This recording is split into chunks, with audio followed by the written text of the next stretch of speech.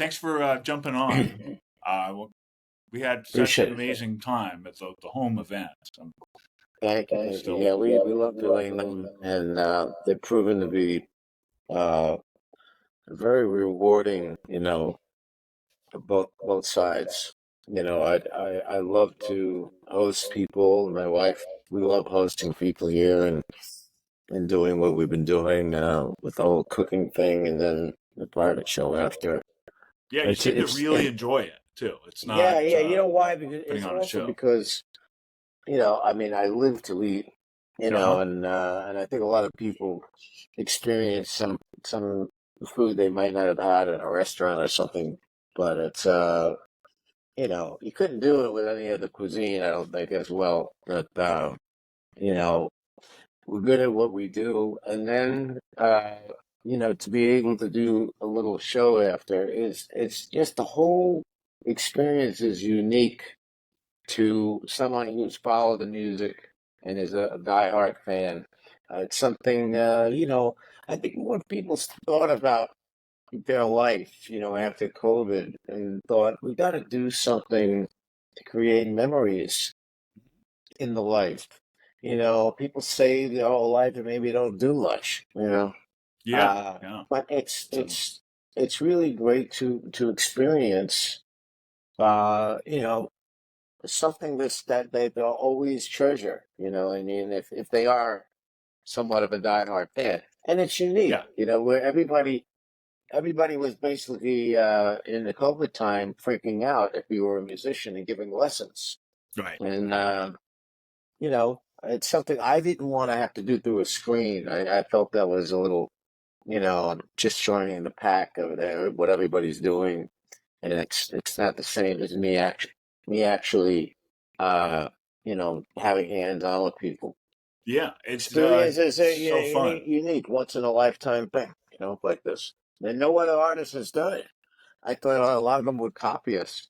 Yeah, I'm surprised. Uh, Um, well, it takes two. I mean, you have to have, a significant other half that yes, you have a very to good partner in this for yeah, sure. I couldn't do it alone, and Yeah, of course, the same goes the other way around. But it's a team effort, and it gives it. We feel fulfilled, because we're doing something together, and in a relationship like this, it's great to have that as yeah, opposed to two separate things that we don't see one another and everybody's off doing their own thing. yeah. So We just had a blast, and yeah, thank you. it's something that we probably wouldn't do on our own. She's an architect, I'm a musician, but yeah, Yeah. our friends Adam and his wife, and I forget if he's developed a software or was a tech exec, but Yeah. he's So now, qual- we started in our home in New Jersey, which is more like, I could look at this as like my museum. It's where I've yeah, collected all my stuff over the years, all of my guitars and all my, let's yeah. say, all of those uh, treasured pictures and Uh, awards and stuff like that. People like to see that. yeah, I didn't So realize it was going to be such a museum-like tour, but it really it is, yeah. It's had where you that almost feel too. it's. I mean, I purchased this house when in 1978. I was still early 20s, and I only purchased it to sell it. Uh huh. It But was then when I moved in for the investment short property. time, Yeah. yeah, because it was so big, Uh huh. and then I moved in. I said, wait a minute, this is unbelievable. Maybe I want to stay here. So it was then, pretty much an empty shell. But Yeah. as the life went on, you talk about decades go by, you start collecting things, and a lot of things are memorable. Where you've been, paintings I bought in Europe, and just all kinds of things that become, very, very, it provides an opportunity for stories. You know what I mean? Yeah. Photos. Yeah. Brian May All and those Les photo books. Paul and Yeah, uh my wife has made these amazing photo books, huh. and she orchestrated the events to have three different levels of, a gold level, a platinum level, and a diamond level, which have different elements that you can experience. That with the diamond level includes a guitar, and Ah, we started in New nice. Jersey in our home, and now we have a home. We've In had a Capri, home right? You were in telling me Capri, about that. which is Yeah. like the closest thing to a heavenly island like you can't imagine, because Hmm. there it's very well known for its extreme beauty and amazing food. I mean, no matter where you go, but we do the same type of thing. It's just the difference is we do all of our serving outside on this amazing terrace that Yeah. overlooks the Mediterranean, and it's one of the most beautiful views I've ever seen in my life. But it's a home that belongs to the Italian our heritage, the Meola family, Yeah. and so we've been doing this will be the second summer, and we're already booked up with a lot of events. I don't know whether 5 or 6 events already in a week or a week and a half. And what else can I say about it? Yeah. It's awesome. Well, I've seen clips, and you do an outdoor concert, which really Yeah, and then fits. following the dinner, Yeah. I outside, and this year I'll be doing it with my accompanist, my the other guitarist who happens to be Sardinian, but he lives in Italy, Uh-huh. so he'll be because whenever I go to Europe and I do my acoustic thing, he's the second guy, Okay. What's his name? and his name is Paolo Alfonsi, Yeah. Yeah. He's terrific. I've and seen videos. he knows my whole repertoire and. Awesome. Very fine, very mature musician. Cool. And so we're going to do it together. It'll be another Nice. element we're going to add to this whole experience, So great. Well, can I just ask a couple specific guitar related Yeah. questions, guys? We got into this a little bit when I was there, but Yeah. so Short Tales of the Black Forest. Um, that is my personal favorite of the collaborative acoustic pieces. The duo version. Yeah. With all respect to the three of you guys and the trio version, three guitar players in a room, we know what happens. But with you and Chick, to me, it's the perfect dynamic.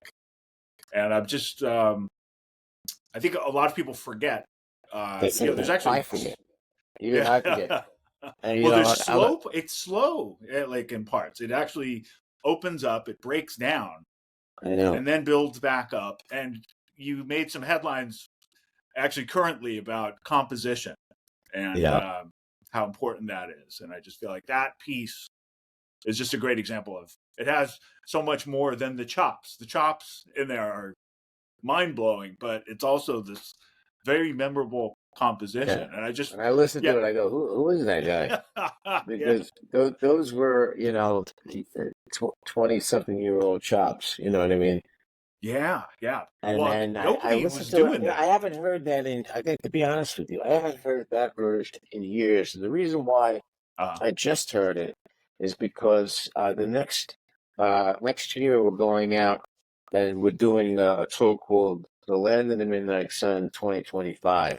So we're gonna do the whole record, and Short Tales of the Forest, which I haven't played since 1980, was going to be part of the set. So I'll be doing that with Philippe, who is not only a great keyboard player, but he's a master vibe player. But they'll be doing it on marimba. Oh, So yeah, because there is marimba. Yeah. There's gong, right? There's all this extra stuff So going on. I'm doing this to kick my own ass and his, of course, too, because it's when I heard the chick version with me, I was a little bit like, holy shoot, I'm really gonna like, I'm really gonna pain myself into this, because it's really hard, That's a really unique recording. Yeah, it's a really difficult piece to play, and I don't know if nylon's gonna, have the same response time as a steel string ovation. That was the Ovation, right? The one that was made of helicopter parts that you were talking In those days, that's all I played was an Ovation. Like I had not graduated to the big leagues of the nylon about. till well after, I don't know, well after like 85 or whatever. Mhm. And then all I played is nylon. But nylon, as beautiful as it can sound, it might not have the same quick response as a steel. And I might be able to get a little bit more velocity on certain parts, but still, it's a lot of written music, and that I've always aspired to play uh to play and try to articulate like my heroes, like Chick was one, and guys like that, that their articulation is precise and Yes. with that, Very and accurate and accurate and clear. strong, Yeah. So it was who I listened to. I mean, I even listened to like Steve Gadd. He's a very articulate player, Right. and it became inspiring to me, something I shot for, and I still do it. It's just it is more of a challenge, at this juncture, because in these years, as years have gone by, I became more interested in composition. So I wasn't there every day practicing technique and velocity as if I did, when I was, 17, 18, 19, 20, leading up to the Return to Forever period. Yeah. So how much of that was composed and how much of that was improvised? Because it seems like the first half, the front half has to be composed, right? Because you've First got half these is triads, and actually, composed to the max, and then the middle was improvised. yeah, you have And these then, types of triad. Right. I assume yeah, that's got to be, but then in the and, middle you have all this A to G stuff, yeah, all of right? that's improvised. That part. That's what I was That wondering. part, and it's like really quick interplay that Yeah. was really, boy, oh boy, it was. I heard it for the first time in maybe decades, you know, Wow. Wow. decades. In fact, I went for a walk and I said, since we're really going to focus on London Midnight Sun, let me hear the title track and the rest of the record. And man, oh my God, if I could pull this off, you Yeah. know, you know, it'll be Well, something. yeah. Some of the buildups, it's just crazy, crazy Yeah. picking and Well, we are talking about Chick.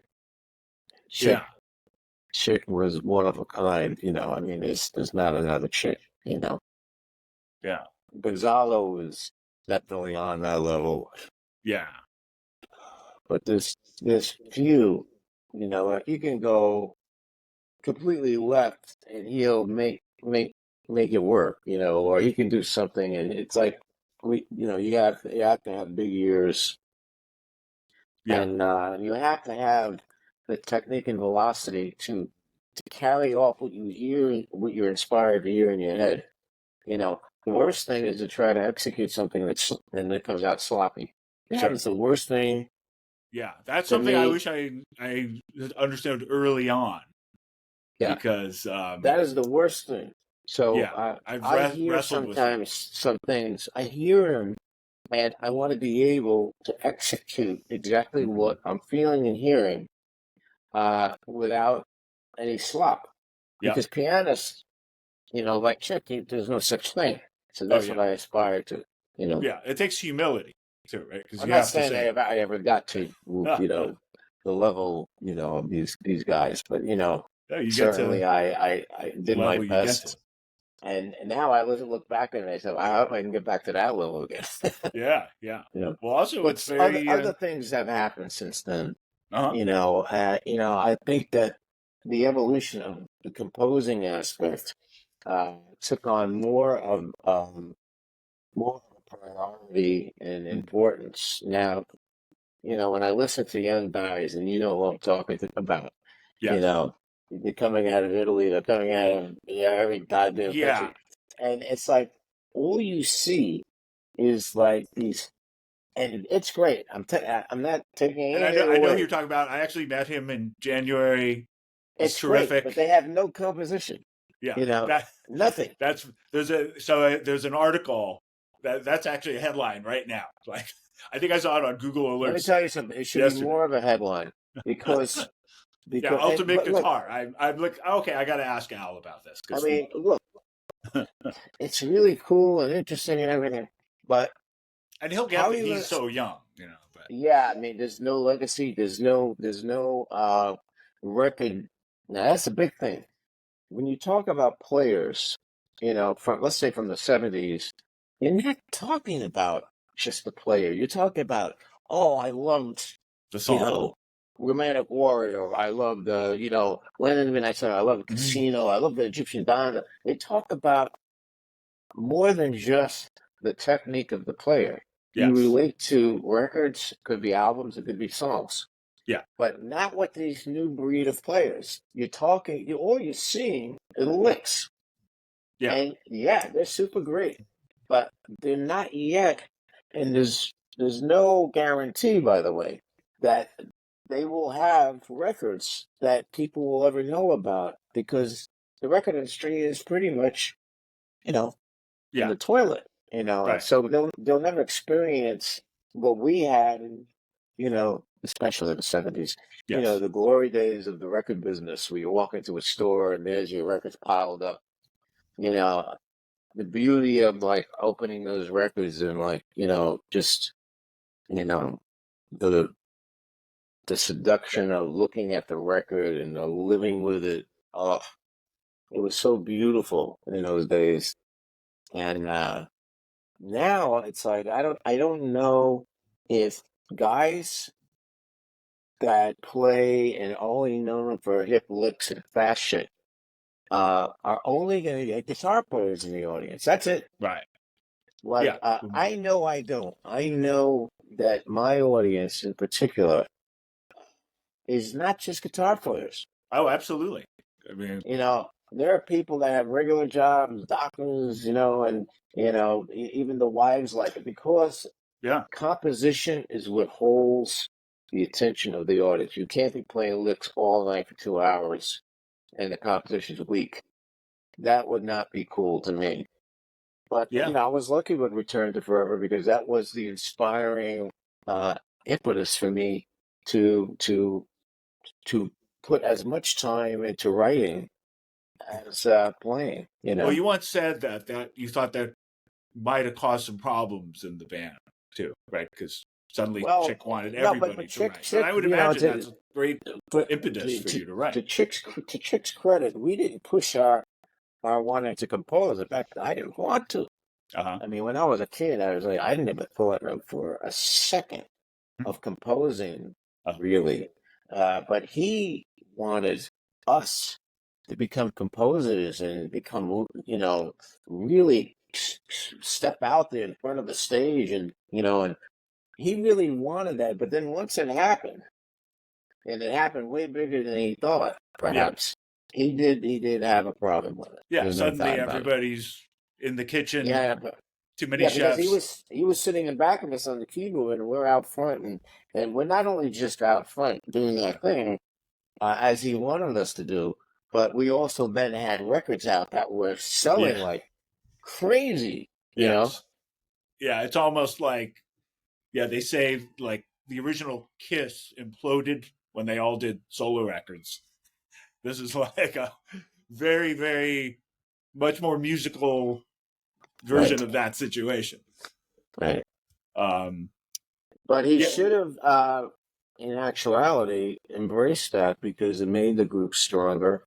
We were heading towards playing arenas every night, and right. then he, to be quite honest, and I don't care to talk the truth, we all had to vote at one point to whether we would like to have his then girlfriend Gail Moran Moran. join the band. And we all, including the management, who were also Scientologists, we were not, I was not, Lenny was Yeah, not, but Stanley was. yeah, But everyone, management and the band, voted no. Oh. And he was so mad that he actually went to the president of CBS and handed a multi-million-dollar contract back. And the president said, in all my years as the president of a record label, I had never met anybody like that. And I was Oh. completely like floored and devastated because the president was really our cheerleader for that band, and he could not believe it. We had just signed a crazy deal. I mean, the next budget was $700,000. And how Just for the rare is second that? record. Yeah, a major how rare is that too? A major label backing real music. It's a guy and not virtuoso players, instrumental yeah. music. That's Look, there are virtuoso players that are eccentrically damaged or something in the yes, area of business, let's say. And that's as a true. player, they are so brilliant that you have to compartmentalize. Right. You know what I mean? You can't just say, "Oh, he's an absolute insane nut." Well, in certain areas, yeah, he was. But in that capsule of musicianship and composing, he was amongst the greats of all time. Yeah, that's interesting to know because I did a tribute episode of this podcast and just talked about him, and I just mentioned, the Scientology wasn't as visible with like like certain famous Scientologists really push it on their fans, and it's so obvious. And I felt like he was very quiet about it, and you almost wouldn't know. But then I hear stories like that. Well, he loved me because I Yeah. showed an interest in it when I joined the band. You see, because I was so enamored with him being an idol of mine that I wanted to get to know a little bit more about him, and so when I started even to show like an ounce of interest, he went for the kill, pull me in. So I went out to LA and took a Scientology course, a communications course, and I started some auditing. I was out there maybe a week and a half, 2 weeks. And I saw that it was more than bizarre, Yeah, and, that's amazing. and I had the same experience yeah, because of him too, indirectly. right. Because So all I wanted to do was all I kept dreaming about was going home to my parents' house in New Jersey and practicing. That's all I could kept thinking about. Yeah. But it was a real big win for Chip to have pulled me in, and it was a real horror show to get out of it. It was something that was emotionally draining. Well, like what they tried to pull on me, so I had to get Chip involved. And I said, "You know what they're doing?" And it's some really bad stuff, because I was trying to pull out and get my $2,000 back, which at the time was like $50,000 to me, Yeah. So I remember he got. I shouldn't be telling anybody this, but the hell with it. I could cut it So out. he calls up the head of Scientology to come to the apartment we were sharing in the Scientology Manor on Franklin in LA, Franklin Street. It's called what was it called? The Celebrity Celebrity Center. Yeah. So I wish I didn't know this. I mean, yeah, Travolta was in there every day. Yes. Tom Cruise. Tom all Cruise those guys. later. Yeah. A lot of actresses and stuff like that. So he calls this girl who was head of Scientology to explain what I was going through in the hopes of pulling me back in. And then she starts talking to the two of us, Chick being here, she was here, and I was in the middle, like this. So at one point, she starts talking to Chick about her relationship with Julius Caesar. In a past life. And then I look at Chick to see his reaction, and instead of him going, "Oh, God," instead of that, Chick was like, "Oh, wow, really?" Acknowledge it. And then I go look back at her, and she goes into more deep conversation about, how they had to break up and all that, because a lot of Scientology, they talk about, it's really about the past life. It's about the past life. And how it affects your life now. Yeah. So I'm looking and I'm watching them converse, like very normal about her relationship with Julius Caesar, and I said, "Loud, get me the hell out of here. I don't want to lose Yeah. respect for this wonderful musician. Yeah. So I just got to get out of here." It was almost like being in a science fiction movie, Right. Yeah. you know. Yeah. And that was Chick's downfall.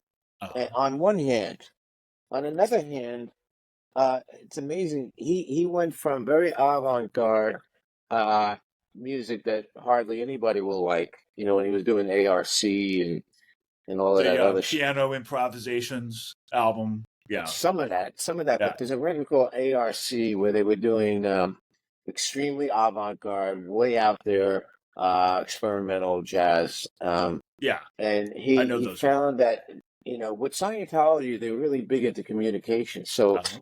when he started a Return to Forever, it was because of Scientology.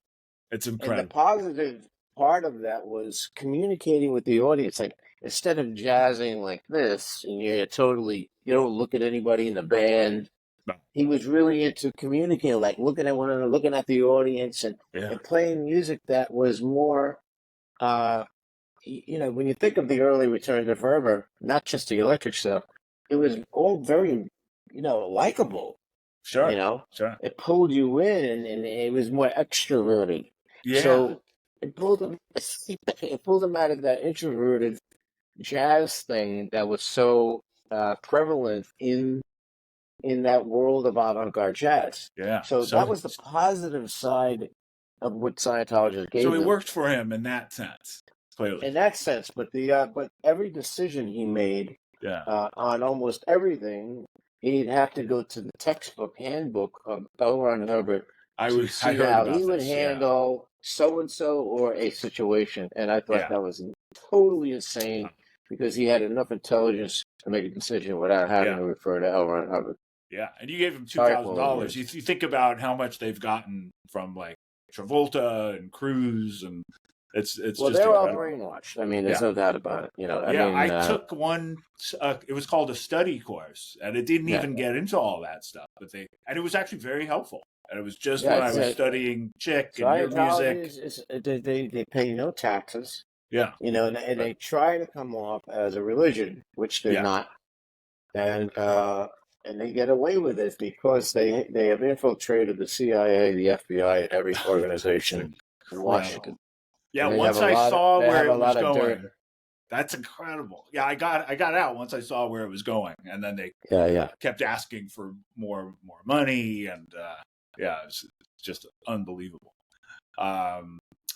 So okay, we're at about a half hour. I don't want to keep you too long, but just a quick question about your guitar vocabulary.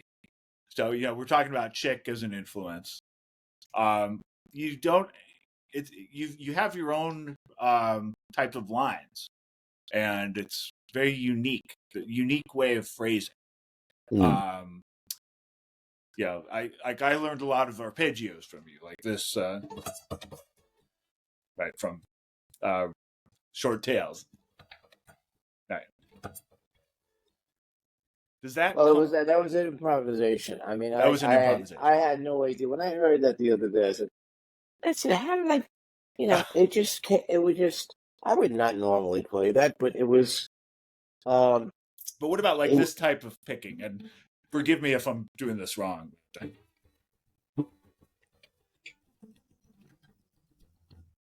That's right. Is that right? Yes. Yeah. Okay. Well, that type of phrase, like I don't do the long fret passes. You can do these picking lines forever.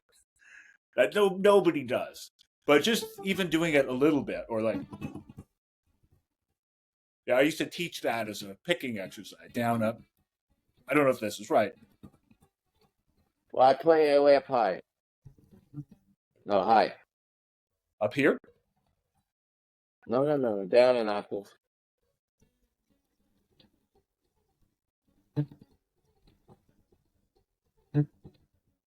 Okay, so everything, positioning is so important. Yeah, where does that come from? A lot of what I do. I mean, I'm still working at positioning on some of the new music I'm doing. But like that type of finding. phrasing, is Yeah, well, that that when you think of shit, you could see the similarity in terms of articulation. So uh, it was it was really an effort to be very clean and also have the technique to yeah, spar with him or to have interplay. And man, it was when I hear that now, I go, holy shit! I hope I could do that again. You know, we'll have some version of it, but sure, you know what I mean.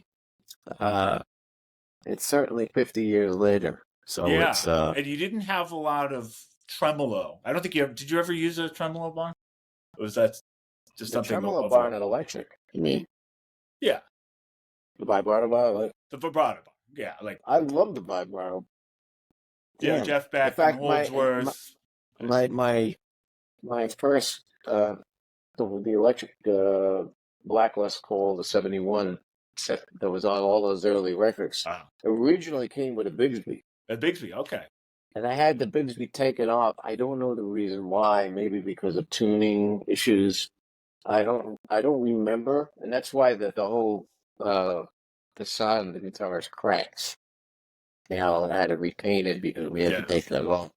I personally love the vibrato bar. Wish I could have it on more guitars, but the problem is you do lose some sustain capabilities. Like Uh, Paul Reed Smith said to me, he's got a lot of guitars with the arm, and you lose some you lose something, right? subtone You lose some and also quality. some vibrato. Yeah. And but I do wish I had that arm again, and I'm toying with the idea of how to do that on the Les Paul. But you do so much without it. Yeah, And but there's nothing like it. I love the bar, that's true. So That's true. But it's not like I'm known for it. I'm not, but I have yeah, some recorded when I use VRS with the bar, yeah. and it's so cool. I avoided it for a long time just because in the late 80s, early 90s, our mutual friends, Satriani and Vi, they Yeah, sort yeah, of redefined the vibrato right. bar and everybody was doing it. So I tried to stay Yep. away from it. Well, But I'm always going in the opposite direction of everybody. Sometimes not yeah. intentionally. I just like when I put out Cielo y Terra, 82, I think. I just saw you in Manhattan Records, and the president of CBS had left and formed his own label, Manhattan. So he was hoping for a real Al Di Meola record, And Yeah, when he yeah. got Cielo y Terra, I I thought it was really cool, but it wasn't the commercial type of Sure. record in a fusion vein that he had imagined. Yeah, he wanted the Followed big sort of followed by Soaring Through a Dream, which was a whole other synclavier, you know, very cinematic type of record. uh, And I'm very proud of those records because it was. Can you imagine this? I wrote all of that music in 1 month. it's And insane. I told my mother and father Yeah. because I was living in this house, the house you were over. Uh-huh. And so it was I was there, I was 2 years into my house. And in the gazebo where we had dinner, Mhm. I wrote all of that music. Hmm. But I took the phone off the hook for 1 month. So this is Wow. long before cell phone and Yeah, before abused. exactly. You can't really And do that now. I called my parents and said, you will not be able to get me, but you know uh, where I am. They live 15 minutes away. uh, And I just wanted to focus. I want to tell you, what a great if we idea. got rid of our cell phones for one Mhm. month, which is a total impossibility, Hmm. right? It Mhm. just can't happen. Yeah. It's amazing what you can accomplish. Mhm. It's mind blowing. But time has moved on. Like we Yeah. can't live without our emails and our texts and our Yes. GPS. And I've got all my records on here. I don't even listen to a record player. It was shameful of me. Yeah. You know what I mean? I communicate with my family multiple times in a daytime. It's like to not be able to do that is like it's inconceivable, right? Yeah. What a But great what I experiment that would got be done, to do that. imagine taking the phone off the hook for a month. Oh, I can I imagine. actually, yeah, So you In fact, I didn't have to write anything down. I memorized all of that memorized all the music, music. cello Yeah. etc., and Soaring Through a Dream. Ah, That's the only time I didn't take out the pencil. wow. A month I mean, of no interruption at all, and I was living alone, by the way. So that, it was another. So I had no distractions whatsoever. zero. Yeah. Yeah. And it's an amazing. It can never happen again, of course. But It would be it a was great just experiment to get a bunch of artists together. wow. I don't know. We'd say, just lock them all away in a Try it for retreat. one day. Yeah. There would be you in charge for one Or at day, least, but a month. maybe a week, and just to see what you can create. Because, you created these great albums. It would be great. Like I had an experience of when I did what's that was like Pursuit of Radical Rhapsody. That record. Love that record. Which had that record I love too, because we toured for a year with that configuration, and we played that music for a year on the road. Then went into the studio. So we then recorded it live in the studio, but we were tight as hell, and that part was cool and really great. The other way is cool and great too, where you overdub and you get it perfectly and all that stuff. But there is a magic about playing it together, having every day and the sound check to improve on the composition and get it better and better and better. But what I noticed was every time we did a take, guys wouldn't come in the control room. Really? They would go out in the hallway and check their phones and put their feet up and look at their computers. Yeah. It was because everybody's networking and checking their shit. Yeah. And I said, you know what? So much is going on. I don't fear think of I'm missing gonna, out. I don't think I'm going to be doing a rehearsal like that again. And I haven't since, because it's the focus that we had with Casino and Elegant Gypsy and Electric Rendezvous and Land of Midnight Sun and maybe a couple of others. They sound as good as they sound, and part of the reason was everybody was focused. Yeah, Nobody had a group phone. effort. Yeah, that one friggin' phone in the control room that a receptionist could call in. We told the receptionist, take all messages, so the phone wouldn't ring. Just total concentration. Total concentration, and that's why we go back to those records of that period. It could be 60s and 70s. And so much came out of the 60s. Holy Christ. None of them had those distractions, except for maybe some of them with drugs. Right. But the 70s. There was that. But there were no pings, notifications. Right. Oh my God. Can you imagine? I mean, in between takes, to be in the record room, they were looking at their phone and okay, we'll try another one. Oh, okay, let's put the phone down. No good. Yeah. No good. I don't like it. Yeah, that's a good thing to remember next time I'm recording. But I'm addicted too. We all are. We all are. Yeah. It's and it does affect. It does affect the potential of what we can do. Yeah, it feels strange to be disconnected, but it is healthy. It is. And that's why my new record, which I'm plugging right now, it's coming out in July. Plug away. Even July 19th. I heard it and I love it. It's supposed to be called 2024, and the record company put 24. So it's meant to be that it was done in the year 2024. So they put 24. And so when I called the record company, I said, why didn't you leave off the 20? He says, no, that's good that people don't know what that is. I said, oh boy. And they already had printed it up, and they said we could change it, but it'll change the release date and make it a lot longer. And I was already upset that it was coming out so late. But because, partly because of cell phone and whatnot, the record, it was a 4-year project. It is a double record. And it's a double record, and there's solo guitar music. I did virtually everything alone. You know what I mean? Yeah, and we talked a bit about that with the percussion. Yeah, I had no idea. We're listening to it. I had no idea you did that percussion. That's I'm a better percussionist than you talked to.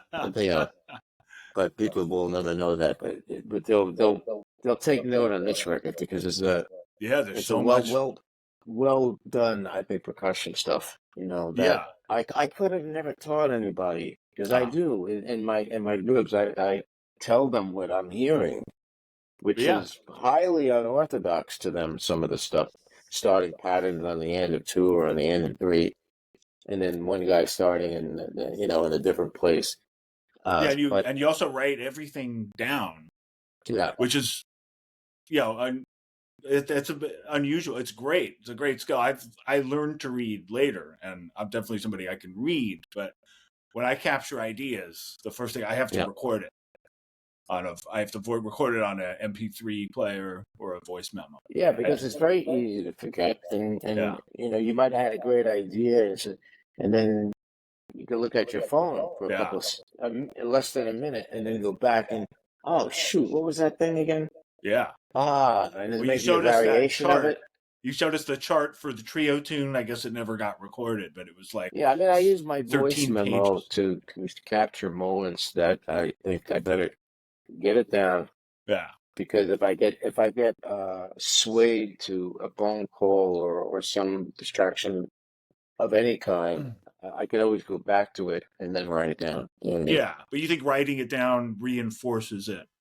Well, writing it down, it depends what you want to do. If you're, if you're a player like these young guys coming out, where the emphasis for them is on improvising, it's or even old school jazz or bebop guys.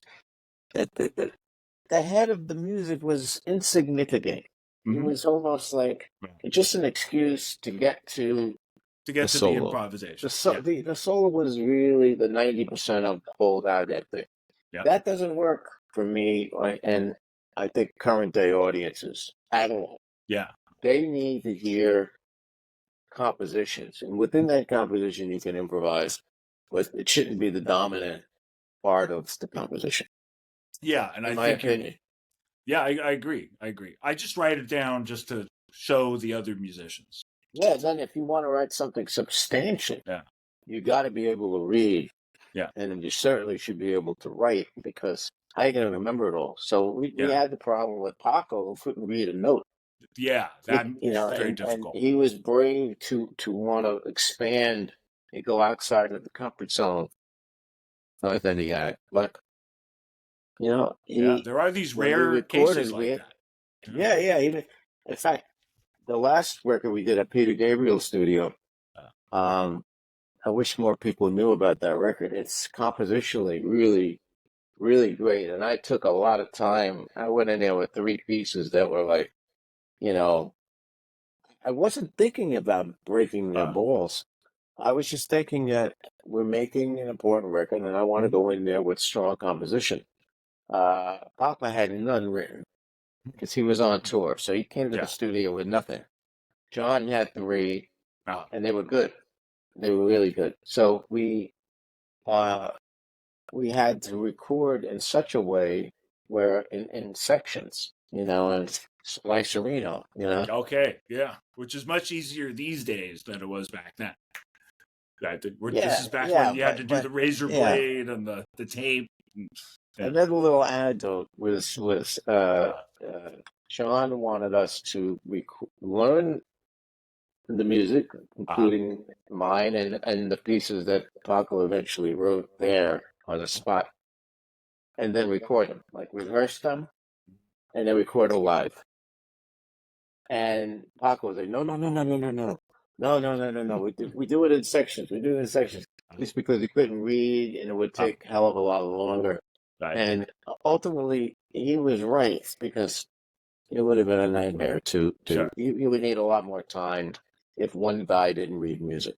So I stress reading, that the importance of reading is great if you want to play interesting and advanced and lengthy music. Yeah, I think I've learned to enjoy it also because it's a great way to warm up. Mind you, if you're a pop guy or a rock guy, you don't necessarily need to. If the music is not hard, and it's you make probably a lot more money. The more you know, the less you make.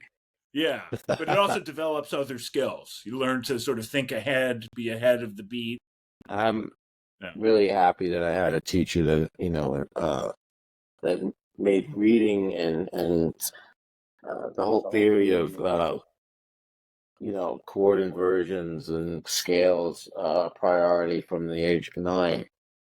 So he was from the old world, Johnny Smith, West, not West, but Johnny Smith, Johnny Smith. Yeah. Howard Roberts, Uh-huh. Barney Kessel Van school, Epps. Yeah. which when I was a kid, I wasn't interested in that. I loved the music of pop music of the day. So Right. I got the best of both worlds, Mm-hmm. which made me a very weird player. I see. Yeah, And that's I was very so unusual. weird player that I was not accepted by the little local bands Right. where Yeah, that were because playing. The guys are playing like Clapton and Hendrix, or right. emulating those guys. And here I am playing scales, which was like, how the hell do you do that in that music? Yeah, you're too virtuoso for that. Yeah, But you're also watch not those. you weren't a bebop guy either. No, I So mean I could have been a bebop guy, but I knew early on if I could have made that slight turn because I had a lot of that training early on, or uh-huh. some of that training enough to go that direction, but I knew I would be starving the rest of my life. So my whole goal was to do something new, even before joining Return to Forever. I Yeah. wanted to do something that was different than a jazz old guy. Right. It was a And that was a smart thing smart to think. move. And you're definitely Yeah. not starving.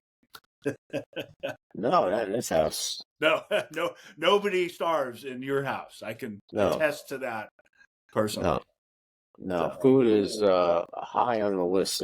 Yeah, but I have a little heart issue. Not supposed yeah, to I'm be so eating glad you're pasta better. every day. What am I doing? Uh, I'm eating yeah, pasta every day. yeah. You know, But do you think that's something you would have gotten into if the music thing hadn't worked out what?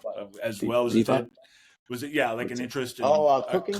a career in the culinary arts, so to speak? No, no. The Uh, guitar, I was completely obsessed.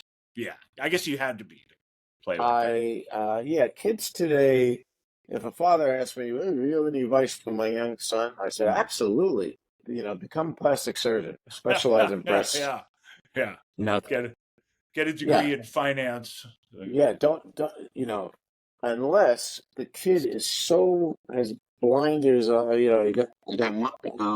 Yeah, what do you call it? He's not listening at blinders. all, that Right. he knows exactly, he can't talk to him. He can't do anything else. Yeah, Well, that's the way and I was with my parents yeah. who were pushing me towards, having something to fall back on, go to a Hmm. trade school. You got to have something to fall back on because to make it in the music business is like one out of a Sure. million. So you can understand that from a parent, but they saw that I was, totally into, doing what I was doing. I was really committed. Yeah, And proximity to New York City was phenomenal. So I got to see a lot of great shows at the Fillmore East and I'm sure. Yeah, eventually jazz clubs in the city and Latin clubs. yeah. And growing up in Oklahoma, I wouldn't have been the same player.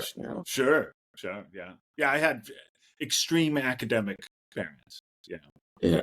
doctoral degrees that just the Yeah. music. So they probably They hated that he was hated really. it. Yeah, Hated yeah. it. Yeah. But it was the same thing. I couldn't do anything else.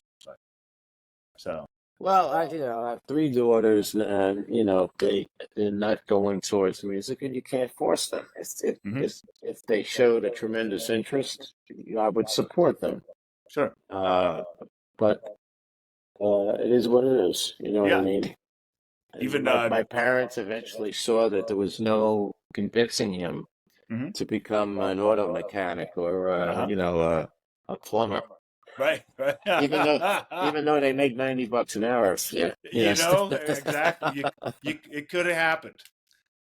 We could have called you to fix the sink, but no, yeah, no, this not is me. My this father is was better. great at that. Uh, I did.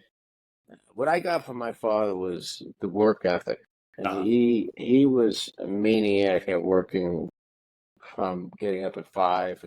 I went on jobs with him when I was a kid, and his stamina was unbelievable. So I thought that was normal to work that hard. It's Yeah. not. Uh It's huh. not normal to work that hard. Yeah. That's why And my rehearsal sessions are notoriously pretty brutal. I've really gotten softer and mm, recently, but they used to be torturous for other musicians, you know. I yeah. couldn't help it. I couldn't help. I didn't Well, mean I'm to be, sure by that the was way. the influence of your father, right? That was probably It was that totally the work ethic. influence. Yeah. I think it was really a lot to do with seeing or believing that that was the norm to work that hard to get Mm-hmm. things right. And Mm-hmm. that's what he had with construction and or whatever he did in because he was a builder basically, but you know, not a Yeah. big time builder, but you know, a carpenter. Yeah. Well, you're Just a like builder, Jesus. and just like him. Yeah. Well, you're a builder in a different sense. Yeah. Yeah. Builder of notes. Anyway, this has been great, Al. So thanks so Yeah. much, and I Thanks, look man. It forward was good. to crossing paths whenever that is, and Thank the you, man. Thanks Land for of the the Midnight Sun tour. I'm so excited about that because you think it's a good idea? that's my album. Yeah, I rave about that. That's got that's my favorite acoustic piece, and yeah, just the opening track. Jocko's on the record, right? Didn't he Chocolate's play? on Golden Sweet, so Yeah. ba-da, ba-da-da, The thing I played earlier. Yeah. and man, I heard that the other day. I was outside, our speakers outside, and boy, does Jocko sound good. Yeah, it sounds I so mean, good. and that's the first time his father was with him. He came with him to the Ah, studio. His father said, "This is the first time Jocko's recorded in a studio ever." really? Yeah. Even before Bright Side's Life Oh, he was with on you. his way to Boston after my record. Oh, In I fact, he didn't said, know. Oh, "Tomorrow that's I leave. amazing. I'm going up to record with Pat." I Oh, said, "Oh, that was so." I was wow. actually the first time he was in the studio. If his father told me, you know, if it was true, you know. Wow. Oh, And Jocko was great. You know, he didn't learn the lines, uh-huh. but those grooves. And Oh, and and, so perfect. and if you listen to that once, because it was a sweet Golden Mm-hmm. Dawn, Yep. the one that goes da, da, da, Yep. da, da, Yep. he's the way he's phrasing because there was not a lot to the bass part in that one section of the Ah, suite, but what he invented, what he brought to the music, like great players do, like Chick or Steve Gadd or player Anthony Jackson, what they bring to the already written music, whether it's not a lot or it's a lot, they make it better. yeah. 100%. It's And defining. It and helps define that it, sound, that song. it's unbelievable what he brought to it, and Yeah. it's when you don't listen to a record for a long time, and I had to revisit Land of the Midnight Sun because we're Oh, basing what could be next year on it. In yeah. fact, it's called Land of the Midnight Sun 2025. Uh-huh. Um, I had to listen to it to think.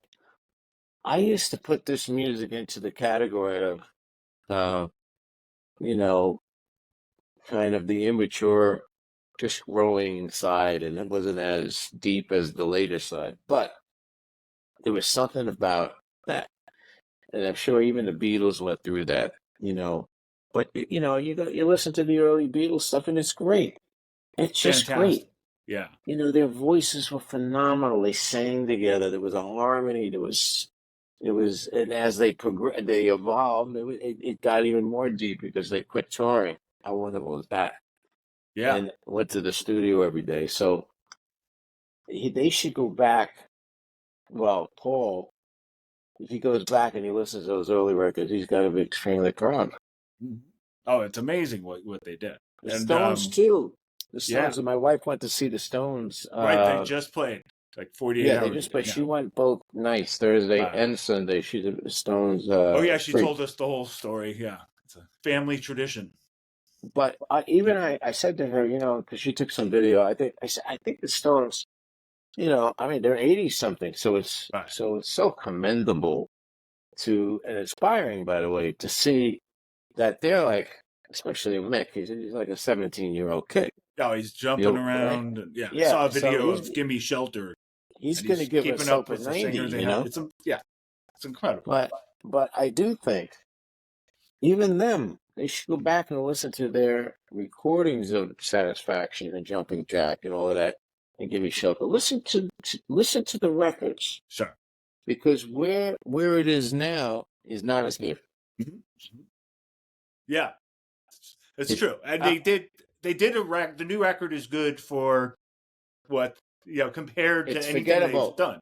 It's forgettable. Yeah, it's still, compared to the original stuff. Acme Diamonds is not a record you're gonna think of. Yeah. It's like when Paul went out with Wings. Yeah. I couldn't listen to that shit. It couldn't compare to the Beatles at all. Couple moments, but not the same. Maybe I'm Amazed is a great song. There's a few, Live and Let Die, great. Right. But even Lennon had a couple of great ones solo, but what he did, Strawberry Fields and I Am the Walrus and In My Life, Norwegian Wood, it's not like that. We listen to this music every day. Yeah. Not sometimes, but it's been a blast, Alex. Al, such a pleasure. Yeah, man, all right, we'll keep in I'll touch. let Stephanie know when this is done. I may see you in Montreal. If not, hopefully soon. Oh, great. This okay, bud. A blast. Thanks, man. Take care. Talk Good to you later. Bye-bye.